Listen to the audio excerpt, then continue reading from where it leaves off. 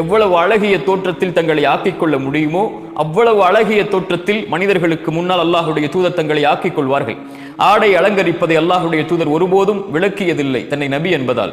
வெள்ளிக்கிழமை என்றால் ஒரு தனி ஆடை, அரசர்களை மக்களை சந்திக்க வேண்டும் என்றால் ஒரு தனி ஆடை, ஈதுடைய பெருநாட்கள் கொண்டாடப்படக்கூடிய நாட்கள் என்றால் ஒரு தனி ஆடை என்று அல்லாஹுடைய தூதர் எப்போதும் நறுமணத்தோடும் அழகிய தோற்றத்தோடும் தங்களை ஆக்கிக் கொள்வார்கள்.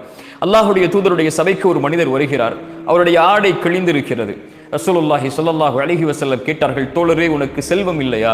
அவர் சொன்னார், அல்லாஹுடைய தூதரே, அல்லாஹ் எனக்கு எல்லா செல்வங்களையும் கொடுத்திருக்கிறான். ஒட்டகத்தை கொடுத்திருக்கிறான், குதிரைகளை கொடுத்திருக்கிறான். இப்படி அவருடைய செல்வங்களை அந்த தோழர் எண்ணுகிறார். அல்லாஹுடைய தூதர் ஸல்லல்லாஹு அலைஹி வஸல்லம் சொன்னார்கள், தோழரே, அல்லாஹ் உனக்கு செல்வத்தை கொடுத்திருந்தால் அவனுடைய அருளை உங்களுடைய தோற்றம் வாயிலாக நீங்கள் வெளிப்படுத்த வேண்டாமா? சுப்ஹானல்லாஹ். அல்லாஹ் உங்களுக்கு ஒரு அருள்கொடையை கொடுத்திருந்தால் செல்வத்தில், ஆடையில், அல்லாஹ் உங்களுக்கு இந்த உலக விஷயத்தில் பயன்படுத்தக்கூடிய விஷயங்களில் அதை வெளிப்படுத்துங்கள் கண்ணியத்தோடு தோழரே என்று அல்லாஹுடைய தூதர் ஸல்லல்லாஹு அலைஹி வஸல்லம் சொன்னார்கள்.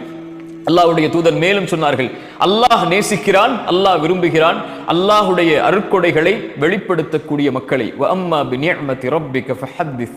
குர்ஆன் சொல்கிறது, அல்லாஹுடைய அருட்கொடைகளை வெளிப்படுத்துங்கள், அல்லாஹுடைய அருட்கொடைகளை பேசுங்கள்.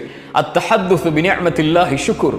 அல்லாஹ்வுடைய அருட்கொடைகளை பேசுவது நன்றி என்று அல்லாஹுடைய தூதர் ஸல்லல்லாஹு அலைஹி வஸல்லம் அவர்கள் சொன்னார்கள். தங்களுடைய ஆடைகளை அலங்கரிப்பது ஹலால், அல்லாஹ் அனுமதித்த ஒன்று. அல்லாஹ் அனுமதித்த அலங்காரங்களை மனிதர்கள் மீது யாரால் தடை செய்ய முடியும்?